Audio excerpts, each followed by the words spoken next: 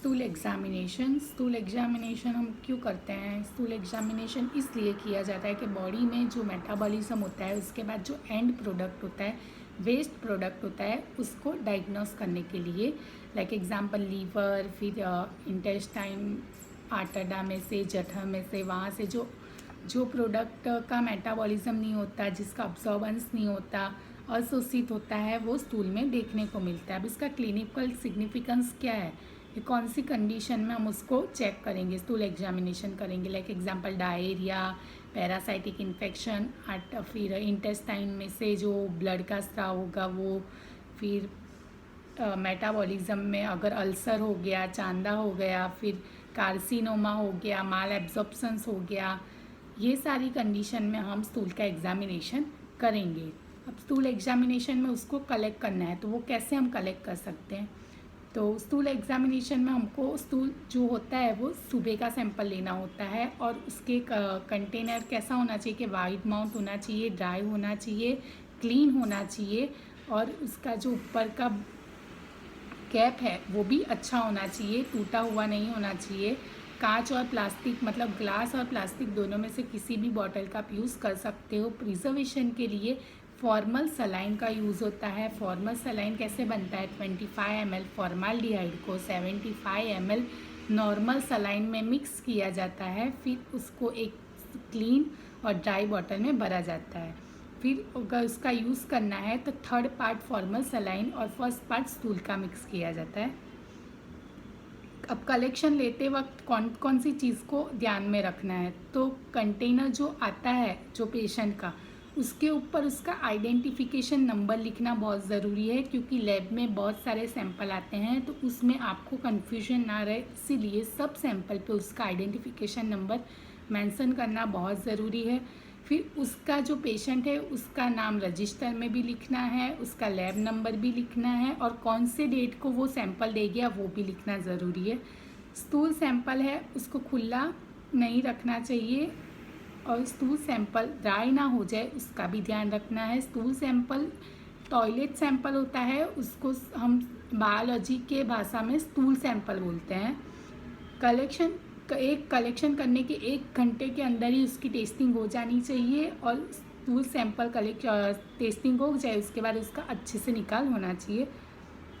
अब स्टूल का physical examination, तो उसकी क्वांटिटी चेक करनी है, तो 15 से 60 ग्राम होना चाहिए वो। फिर पैथोलॉजिकल कंडीशन में देखना है कि उसको लिपिड ज़्यादा जाता है तो वो कंडीशन का नाम है स्टीटोरिया, तो वो चेक करना है। अगर कार्बोहाइड्रेट का पाचन ना होता हो तो उसको डायरिया के कारण भी हो सकता है। अब कलर देखना है, तो उसका कलर लाइट ब्राउन कलर से लेके डार्क ब्राउन कलर तक हो तो नॉर्मल हो सकता है, क्योंकि उसके अंदर बाइल पिगमेंट हाजिर हो सकता है इसीलिए। एबनॉर्मल स्थिति में ब्लैक कलर दिखेगा, तो ब्लैक कलर होगा तो उससे पता चलता है कि ब्लीडिंग के कारण ब्लीडिंग हुआ होगा, इसके कारण उसका ब्लैक कलर है। या तो फिर डेफिशिएंसी अनीमिया के कारण उसने जो दवाई ली होगी, दवाई के कारण ब्लैक कलर का स्टूल होगा, लाल कलर का होगा। तो गैस्ट्रो इंटेस्टिनल ट्रैक्ट में ब्लीडिंग हुआ होगा, इसके कारण ब्लीडिंग मतलब ब्लड का मिक्स होना। फिर मेंस्ट्रुअल ब्लड भी मिक्स हो सकता है। सफ़ेद कलर का हो तो बेरियम लिया होगा, इसके कारण हुआ होगा। ग्रीन कलर का होगा तो बैक्टीरिया का जो इन्फेक्शन होगा, स्पेसिफिक बैक्टीरिया का नाम है स्यूडोमोनास नाम का बैक्टीरिया, अगर उसको इन्फेक्शन करेगा तो ग्रीन कलर का दिखने को मिलेगा। और क्ले कलर का होगा, माटी कलर का होगा तो फिर हिपेटिक इन्फेक्शन हो सकता है, या तो फिर जॉन्डिस हो सकता है। ऑर्डर, उसके ऑर्डर पे से हम लोग उसका डिफाइन करेंगे। तो सामान्य स्टूल की ऑर्डर वो ऑफेंसिव होती है, पर अब बहुत गंदी नहीं होती। पर जब ख़राब बहुत गंदी ऑर्डर आने लगे तो उसको कह सकते हैं कि उसको अल्सर हो चुका है इंटेस्टाइन में, या तो फिर कुछ इन्फेक्शन हुआ है उसके कारण। और फैट अगर प्रेजेंट हो स्टूल में तो उसकी ऑर्डर मतलब सोर ऑर्डर आएगी, खट्टी ऑर्डर आएगी। अपीरियंस, सामान्य तरीके से नॉर्मली तो वो वेल फॉर्म होते हैं, पर एब नॉर्मली कौन कौन सी कंडीशन में, तो जैसे कि हार्ड स्टूल है तो वो एसिडिटी कब्जियत के कारण भी हो सकता है, वाटरी है तो बैक्टीरियल इन्फेक्शन भी हो सकता है, राइस वाटरी है तो कॉलेरा हो सकता है पेशेंट को, फ्लैट एंड रिबन जैसा हो, सब मतलब कि सब फ्लैट हो तो आर्टरडा में मतलब कि इंटेस्टाइन में कोई अवरोध हुआ है इसके कारण, फिर बल्कि हो तो फैट है उसका मेटाबॉलिज्म अच्छे से नहीं हुआ इसके कारण होता है। म्यूकस क्यों प्रेजेंट होता है, तो सामान्य पेशेंट सामान्य जो हेल्दी वुमन होते हैं, हेल्दी मेल होते हैं, उसके अंदर म्यूकस प्रेजेंट नहीं होता, पर अगर चाइल्ड में, चिल्ड्रन में, उनके स्टूल में ये हाजिर रह सकता है। पैरासाइट वो उसमें एग सबसे ज़्यादा दिखने को मिलता है, पैरासाइट के एग फॉर्म होते हैं वो सबसे ज़्यादा हम लोग देख सकते हैं। Example tapeworm, hookworm, ringworm, roundworm. Chemical examination, stool sample की पीएच चेक करनी है, तो सामान्य स्टूल वो थोड़ा एसिडिक, न्यूट्रल और थोड़ा अल्कलाइन होता है। उसका पीएच होना चाहिए 5.8 to 7.5। अगर जो स्टूल एसिडिक हो तो फिर खाने में कार्बोहाइड्रेट ज़्यादा है, और स्टूल अल्कलाइन हो तो खाने में प्रोटीन ज़्यादा लिया है। अकल ब्लड टेस्ट, ओबीटी टेस्ट। अकल ब्लड टेस्ट मतलब कि स्टूल के अंदर ब्लड प्रेजेंट है कि नहीं वो चेक करना। तो वो ब्लड कहाँ से प्रेजेंट होगा, अगर इंटेस्टाइन में ब्लीडिंग होता होगा तब वो तो आरबीसी हम वैसे तो देख नहीं सकते, तो अभी हम इस टेस्ट के दौरान पता लग सकता है हमको कि अगर हमारा जो सैंपल है उसके अंदर ब्लड प्रेजेंट है कि नहीं। तो क्लिनिकल सिग्निफिकेशन यही है कि उसको गैस्ट्रो इंटेस्टिनल हो सकता है, उसके रूट में उसको ब्लीडिंग हो सकती है, या तो अमोबियासिस हो सकता है, अमीबा का इन्फेक्शन हो सकता है। अब इसमें कैसे करना है, इसका जो प्रिंसिपल है कि जो ब्लड में हीमोग्लोबिन रहता है उसको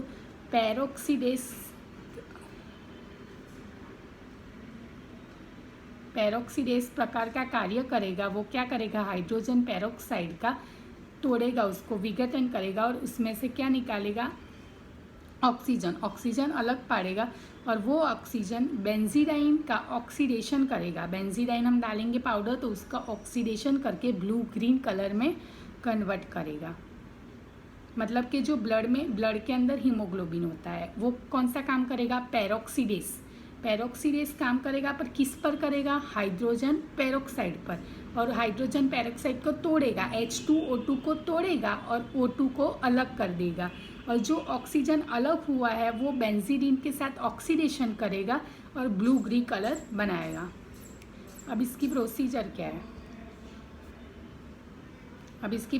क्या है, तो एक छोटी टेस्ट ट्यूब लेनी है, उसके अंदर थोड़ा सा बेंजीडाइन पाउडर डालना है, और फिर उसके बाद 2 से 3 ड्रॉप ग्लेशियल एसिटिक एसिड डालना है, फिर उसके ऊपर 1 से 2 ड्रॉप H2O2 डालना है, और उसके ऊपर थोड़ा स्टूल का सैंपल डालना है, फिर कलर चेंज हुआ है कि नहीं वो देखना है।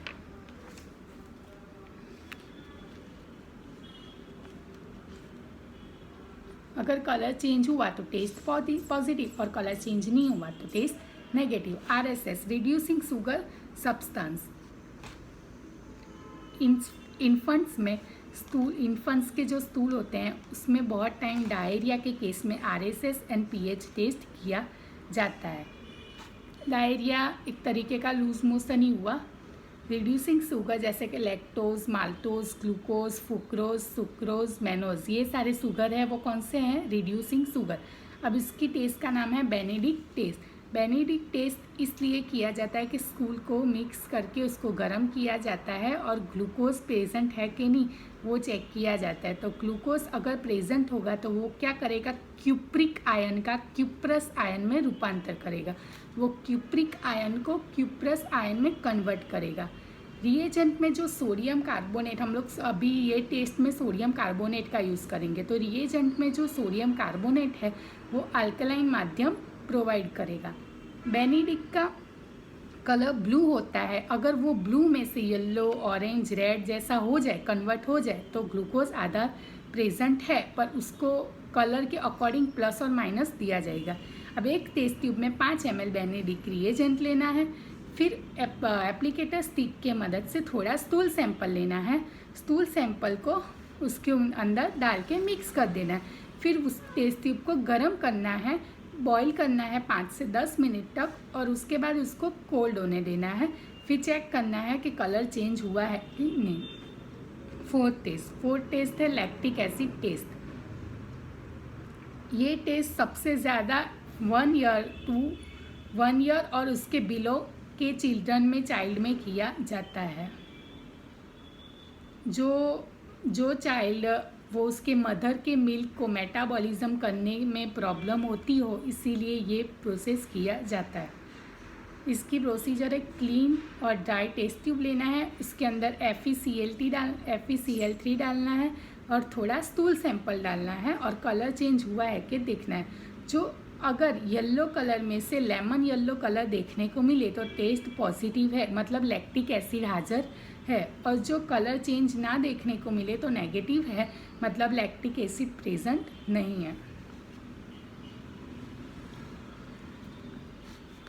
अब माइक्रोस्कोपिक एग्जामिनेशन। माइक्रोस्कोपिक मतलब कि स्टूल सैंपल को हम माइक्रोस्कोप में देखेंगे। तो कैसे देखना है? तो कवर स्लिप प्रिपरेशन मेथड करना है। जो एबनॉर्मल सलाइन और मतलब एक टेस्ट ट्यूब लेना है, अरे स्लाइड लेना है।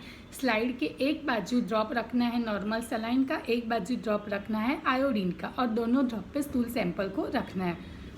कंसंट्रेशन मेथड से होगा। कवर स्लिप प्रिपरेशन मेथड में कैसे होगा कि ड्राई आपने स्लाइड ली, उस पर एक ड्रॉप सलाइन रखा एक साइड और दूसरे साइड पे आयोडीन रखा, फिर एक एप्लीकेटर स्टिक के मदद से थोड़ा सा सैंपल लिया और दोनों पे रख दिया। अच्छे से मिक्स करके उसके ऊपर कवर स्लिप रख दो दोनों भाग पर, और फिर उसको ऑब्जर्व करो 10x एंड 45x पर।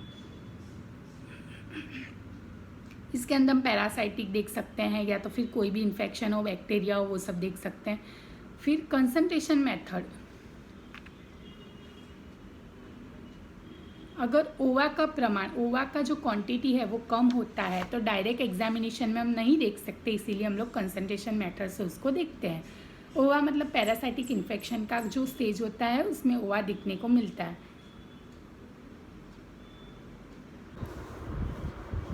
Now we are going to study about the microscopic examination of stool sample. Now when we talk about microscopic examination, so we have to centrifuge our stool sample, and with the help of sediment we can make it. Okay. Now in microscopy we can observe cells, crystals, vegetable matters, animal matters, undigested ingredients, other findings, parasites, bacteria, fungi, etc. Yeast cells. In cells there are following types. Mainly 4 types of cell we can observe: pus cells, epithelial cells, macrophages and erythrocytes. In pus cells normally few presence, abnormally presence or many. Normally patient, healthy patient, few present, and abnormally present it's in numbering many. They are due to which condition pus cells are going to observe. The condition one is bacillary dysentery and second one is ulcerative colitis. Epithelial cells, now normally few presents, they are present in few numbers, but abnormally they are present in many number because of inflammation of ball. In macrophages, normally occasional finding, macrophage present but normally find occasionally, but when in abnormally find many in number. Because of which condition we can observe macrophages in our life. So example like bacillary dysentery and ulcerative colitis. Erythrocyte means RBC.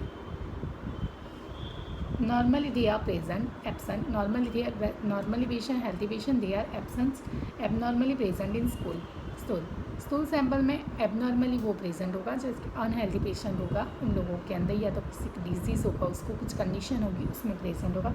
Because of lesion in the colon, rectum और anus they can clamping amoebiasis. Amoebiasis is a parasitic infection. In this condition, they can be present. Crystal. There are following type of crystals seen in stool specimen. Total 3 types of crystal we can observe. First one is triple phosphate and calcium oxalate. second one is charcot-laden, and third one is hematoidin crystals. Now when we are talking about triple phosphate and calcium oxalate, normally present due to ingestion of certain food. When you are intake certain food which is contaminated or highly proteinous food, we can observe this crystal easily, like example spinach, berries and tomatoes, etc. This tomatoes, berries and spinach, these are the main food. Because of this food we can observe the person who are taking more and more these kind of more and more these kind of fruits, then it can be present. Charcot-laden, normally absent, abnormally present, due to ulcerative, which condition charcot-laden crystal will going to see. Example, ulcerative condition, amoebiasis. Amoebiasis is a parasitic disease. They are pointed needle like shape. Their end will be ended with pointed needle. Hematoidin crystal, normally absent, abnormally present because of intestinal hemorrhage and in yellowish shape. Vegetable matter, normally present and residual consistent. They are as vegetable cells and spirals. Vegetable material वो normally present देखने को मिलते हैं, वो spiral fibre या तो hair जैसे shape में देखने को मिलेंगे. फिर एनिमल मैटर में क्या है कि वो भी सामान्य तरीके से प्रेजेंट होंगे, पर जिसका मेटाबॉलिज्म नहीं होगा उसमें सबसे ज़्यादा देखने को मिलेंगे मसल्स, फाइबर, इलास्टिक टिश्यू जैसे देखने को मिलेंगे. जो अब उसके बाद पढ़ते हैं कि जिसका अनडाइजेस्टेड इंग्रेडिएंट्स के जिसका डाइजेशन नहीं हुआ हो वो, तो उसमें फैट होता है, वो नॉर्मली देखने को नहीं मिलते, पर जिसकी मेटाबॉलिज्म सिस्टम बिगड़ गई हो उसमें देखने को मिलते हैं. फैट भी सामान्य तरीके से प्रेजेंट नहीं होते, पर जिसका मेटाबॉलिज्म सिस्टम में डिस्ट्रक्शन हुआ उसमें सबसे ज़्यादा प्रमाण में देखने को मिलते हैं फैट्स. अदर फाइंडिंग्स में होगा यीस्ट सेल, बैक्टीरिया, पैरासाइट में होगा एंटमोइबा कोलाई, जियार्डिया, लैम्बिया. ये सेल सामान्य तरीके से प्रेजेंट होते हैं. बैक्टीरिया तो जो ड्राई हो जाता है स्टूल, उसमें 1/3 जितना बैक्टीरिया देखने को मिलते हैं. ग्राम नेगेटिव बैक्टीरिया भी देखने को मिलते हैं, पर जो सबसे ज़्यादा प्रमाण में ग्राम नेगेटिव बैक्टीरिया देखने को मिलते हैं वो इंटेस्टाइन में अल्सर हुआ होता है उसके कारण देखने को मिलते हैं. पैरासाइटिक इन्फेक्शन में भी हम स्टूल कल्चर का अभ्यास करेंगे तो उसमें भी बैक्टीरिया पैरासाइटिक देखने को मिलेंगे. फिजिकल, केमिकल, माइक्रोस्कोपिक एग्जामिनेशन में हम देख सकते हैं. फिर पैरासाइटिक में एंटमोइबा हिस्टोलाइटिका जो पैथोजेनिक है, जिसका शेप है राउंड और 1 से 4 न्यूक्लियाई होता है उसके अंदर. एंटमोइबा कोलाई में भी नॉन पैथोजेनिक है, वो राउंड है और 1 से 8 न्यूक्लियाई होगा उसके अंदर. जियार्डिया, लैम्बिया पैथोजेनिक है जिसकी 2 सेल वॉल होगी और 2 से 4 न्यूक्लियाई होगा. फिर हेलमिंथ एग में होगा एंटेरोबियस वर्मिकुलरिस, ट्राइच्यूरा एंटेरोबियस वर्मिकुलरिस पैथोजेनिक है जिसको हम पिन वॉर्म भी बोल सकते हैं, जो ओवल साइज का होगा. ट्राइच्यूरा को विप वॉर्म बोला जाता है या तो फिर एडल्ट वॉर्म बोला जाता है, जो पैथोजेनिक है जिसकी लेंथ है 3 to 5 सेंटीमीटर और वो डोरे के आकार का होगा. फिर उसकी साइज़ होगी 50 mm जितनी. फिर होगा एस्कैरिस लुम्ब्रिकॉइड्स जो पैथोजेनिक है जिसको राउंड वॉर्म भी बोला जाता है, जिसकी साइज़ है 70 to 80 mm. एनसाइक्लोस्टोमा ड्यूडेनाली जो पैथोजेनिक है, जो ओवल साइज़ का है, साइज़ 50 to 60 mm है. फिर टेनिया साजिनाटा है जो पैथोजेनिक है, जिस राउंड है और वो साइज़ 30 to 40 mm है. मेन आपको ये पैरासाइटिक का नाम याद रखना है और उसका डायग्राम याद रखना है. अगर लेंथ वो में प्रॉब्लम हो तो चलेगा, पर मेन नाम और उसका डायग्राम.